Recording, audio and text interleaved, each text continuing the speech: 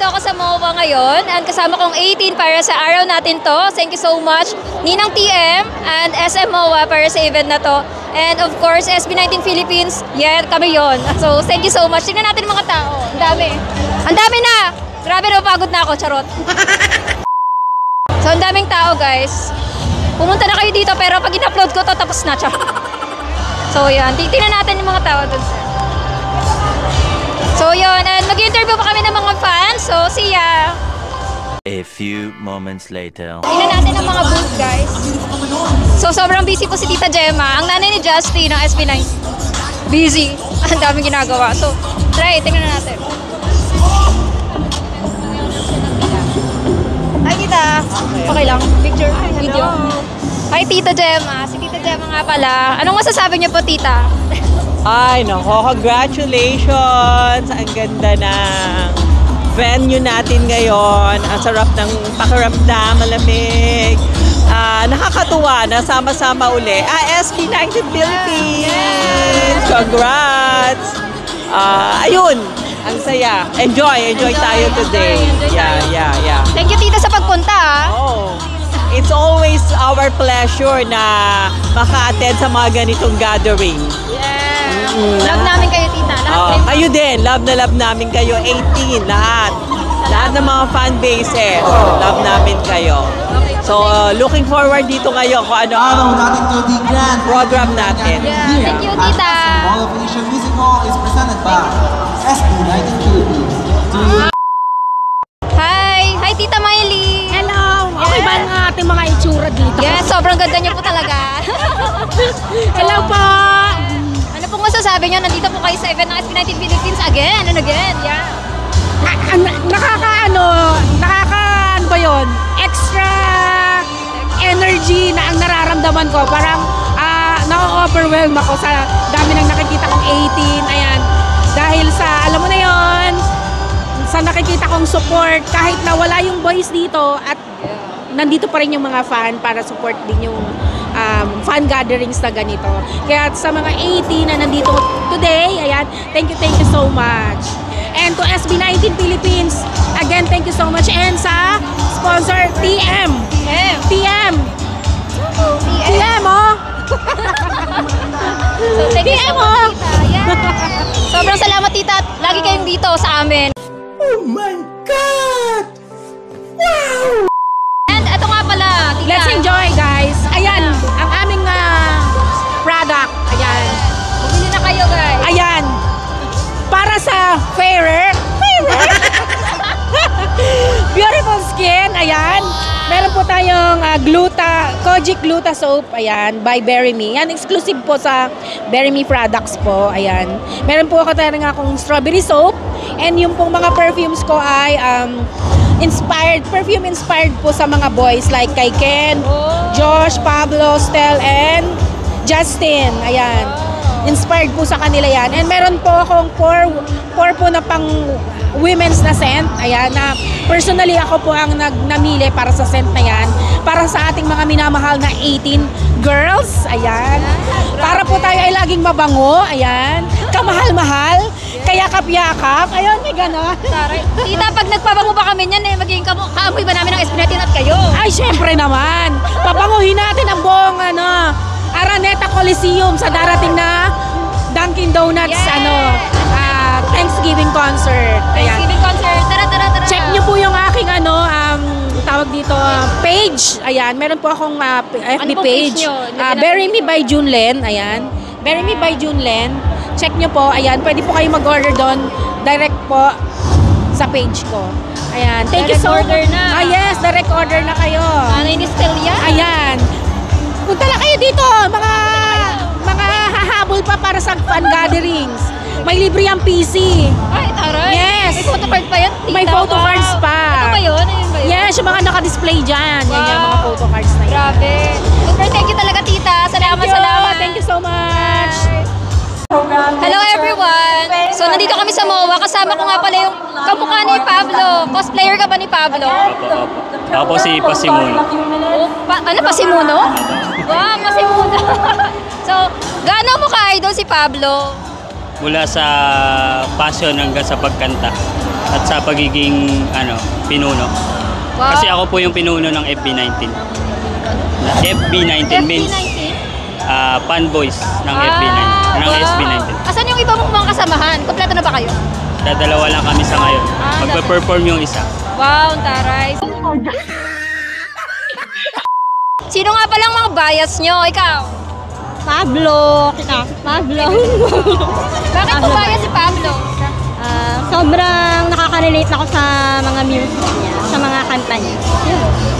Ikaw? Sinong bias mo? Pablo. Ayun. So, ang personality ni Pablo, parang pareho kami ng personality. Kaya na-appreciate ko lahat ng mga kanta niya, parang nare-relate ko rin sa buhay ko.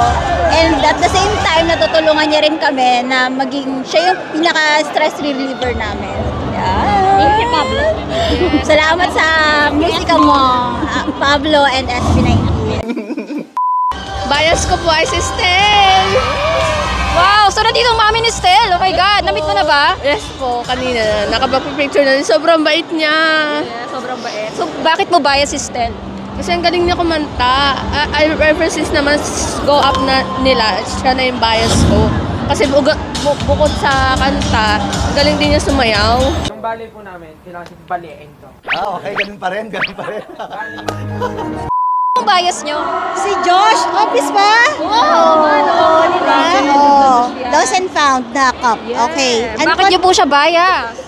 Nakaka-inspired kasi yung life ni Josh. Yung pinagdaanan niya bilang isang SB19 na trainee from the... Tsaka yung life niya parang nakakaano na pwede siyang mapariwara pero mas pinili niya yung magandang path at kaya siya naging successful ngayon. Yes, ganun. O nga naman, nakaka-inspire talaga siya. I love Philip. Ken. Oh, Ken. Bakit si Ken? Kasi gusto ko yung dynamics ng boses niya and then parang relatable ako sa childhood niya, ganyan. Lahing probinsya, ganyan. Nakaka-inspire din talaga yung buhay ni Ken, no? Yes po, super nakaka-inspire. Tsaka gusto ko yung grounded siya sa faith niya. Kasi I'm also a Christian, so yeah. I'm rooting for him and I'm praying for him talaga. Siyempre, nag-iisang budya ng Pilipinas. Ang pogi. Yeah, pogi. Nandito ang mami niya. Nakita mo na ba? Ay, may picture na ako with mommy. Ay! Taray, mommy. Shortcut ah. May pila po, mahaba. Alam ko naman. Ako nga pala bias si Ja. Simple lang. Simple kasi siya. Simple siya. Simpleng tao. Hindi siya mapagmataas sa tao. Hello po. Ang bias ko po ay si Ken. Oo, si Ken. Bakit po bias si Ken?